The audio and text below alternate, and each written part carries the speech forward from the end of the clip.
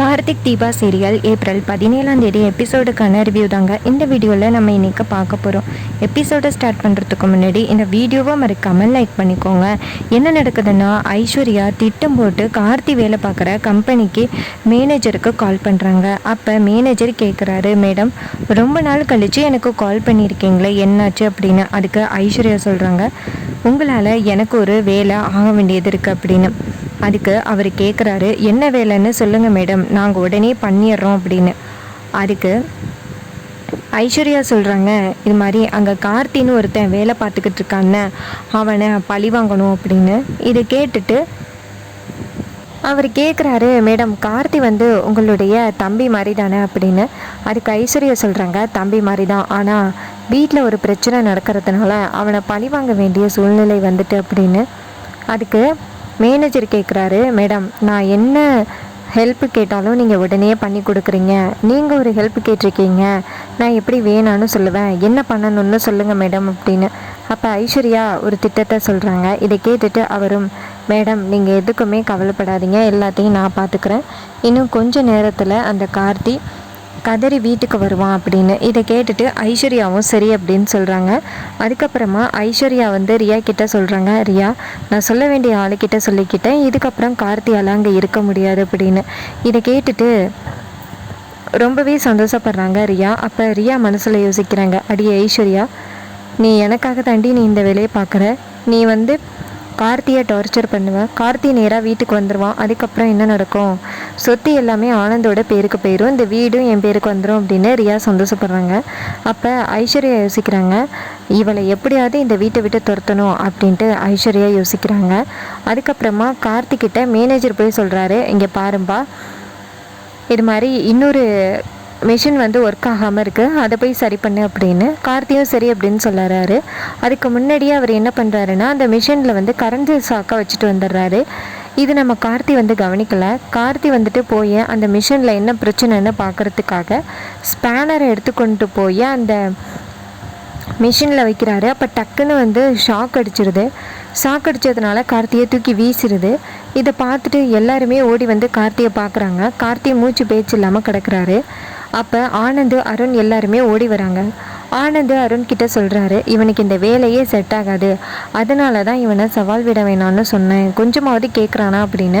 அதுக்கு அருண் சொல்கிறாரு, அண்ணா என்னன்னா இப்படி பேசுகிற, தம்பிக்கு இப்படி ஒரு நிலைமை ஆகிட்டு இப்போ கூட நீ இப்படி பேசிக்கிட்டு இருக்கியே அப்படின்னு சொல்லிட்டு கார்த்தியை தூக்கிக்கிட்டு ஹாஸ்பிட்டல் போகிறாங்க. காரில் போகிறாங்க.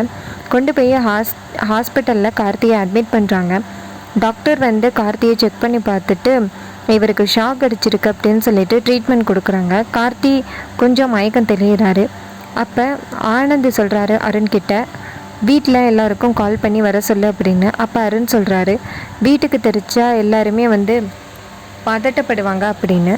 அதுக்கு ஆனந்த் சொல்கிறாரு, எப்படியா இருந்தாலும் வீட்டுக்கு தெரிஞ்சு தானே ஆகணும், நீ வீட்டுக்கு கால் பண்ணி சொல்லு அப்படின்னு. உடனே அருணும் சரி அப்படின்னு சொல்லிட்டு நேராக அபிராமிக்கு கால் பண்ணுறாங்க. அபிராமி கால் அட்டன் பண்ணி, சொல்லு அருண் என்னாச்சு அப்படின்னு கேட்க, அதுக்கு அருண் சொல்கிறாரு, அம்மா கம்பெனிக்கு கார்த்தி வேலை பார்க்க வந்தான்ல அப்படின்னு. அதுக்கு அபிராமி கேட்குறாங்க, ஆமாப்பா என்னாச்சு அப்படின்னு. அதுக்கு அருண் சொல்கிறாரு, அம்மா பதட்டப்படாமல் கேளுங்க, கார்த்திக்கு ஷாக் அடிச்சிருச்சு அப்படின்னு. இதை கேட்டுட்டு அபிராமி ரொம்பவே ஷாக் ஆகுறாங்க. என்ன அருண் சொல்கிறா அப்படின்னு. அப்போ அருண் சொல்கிறாரு, அம்மா இங்கே ஒரு மிஷின் ஒர்க் ஆகாமல் இருந்துச்சு, கார்த்தி சரி பண்ணுறேன் அப்படின்னு சொல்லிட்டு போனான், எதிர்பாராத விதமாக கார்த்திக்கு ஷாக் அடிச்சிருச்சு அப்படின்னு. இதை கேட்டுட்டு அபிராமி அழுக ஆரம்பிக்கிறாங்க. அப்போ நம்ம தீபா ஓடி கேட்குறாங்க, அத்தை என்னாச்சத்தை ஏன் அழுகுறீங்க அப்படின்னு. அப்போ ஐஸ்வர்யா ரியா அப்படின்னு எல்லாருமே அந்த இடத்துக்கு வந்துடுறாங்க. அப்போ நம்ம அபிராமி சொல்கிறாங்க, கார்த்திக்கு ஷாக் அடிச்சிருச்சான் அப்படின்னு. அப்போ ஐஸ்வர்யா சொல்கிறாங்க, அத்தை இது எல்லாத்துக்குமே காரணம் உங்கள் மருமக தீபா தான் அப்படின்னு. அப்போ அபிராமி கேட்குறாங்க, எதுக்காக அவளை சொல்கிற அப்படின்னு. அதுக்கு ஐஸ்வர்யா சொல்கிறாங்க, ஆமாத்த கார்த்தி சவால் விடாமல் இருந்திருந்தா இப்படி ஒரு பிரச்சனை நடந்திருக்குமா, இது எல்லாத்துக்குமே காரணமே இந்த தீபா தான், நம்ம வீட்டுக்குள்ளே வந்ததுலேருந்து இந்த வீட்டில் பிரச்சனையாகவே இருக்குது அப்படின்னு. அதுக்கு அபிராமி சொல்கிறாங்க, இங்கே பாரு ஐஸ்வர்யா, கார்த்திக்கு ஷாக் அடிச்சிச்சுன்னா அதுக்கு காரணமே ஓம் புருஷனும் இந்த ரியாவோட புருஷனும் மட்டும்தான் அப்படின்னு. அதுக்கு ஐஸ்வர்யா சொல்கிறாங்க, அத்தை எங்களால் இந்த வீட்டில் ஒரு பிரச்சனையும் இது வரைக்கும் வந்ததே கிடையாது, இந்த தீபாவால் தான் பல பிரச்சனை வருது அப்படின்னு. அதுக்கு அபிராமி சொல்கிறாங்க, இங்கே வாக்குவாதத்தில் இருக்கிறேன், ஆனால் அங்கே கார்த்திக்கு என்ன ஆச்சுன்னே தெரியல அப்படின்னு சொல்லிட்டு கார்த்தியை பார்க்குறதுக்கும் ஹாஸ்பிட்டல் வேக வேகமாக போகிறாங்க. அங்கே போய் பார்த்தா கார்த்தி மயக்கத்தில் இருக்கார். அப்போ டாக்டர் வந்து நேராக அபிராமி கிட்ட சொல்கிறாங்க, மேடம் இது மாதிரி அவருக்கு ஷாக் அடித்ததுனால கொஞ்சம் உடம்பு சரியில்லாமல் இருக்கார், ஒரு நாள் அப்புறம் டிஸ்சார்ஜ் பண்ணி கூட்டிகிட்டு போகலாம் அப்படின்னு. இதை கேட்டுட்டு அபிராமியும் சரி அப்படிங்கிறாங்க.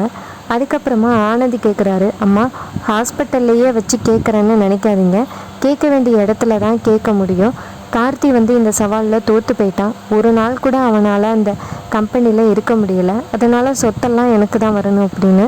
இதை கேட்டுட்டு மீனாட்சி சொல்கிறாங்க, சி நீ எல்லாம் ஒரு மனசனா, தம்பிக்கு ஷாக் அடித்து ஹாஸ்பிட்டலில் கிடக்கிறாரு, இந்த நேரத்தில் கூட சொத்தை பற்றி பேசுறிய அப்படின்னு.